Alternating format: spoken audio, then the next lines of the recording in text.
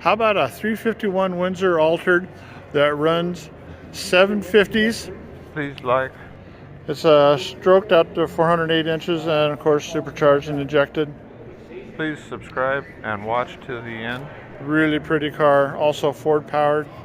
Don't see many Ford powered alters, but this is one.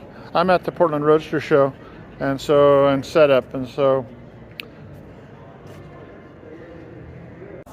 27T super altered, runs in the 7s at 160 plus miles an hour.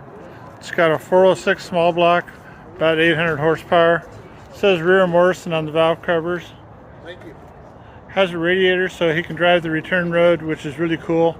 A lot of these guys have to tow him back to the starting line.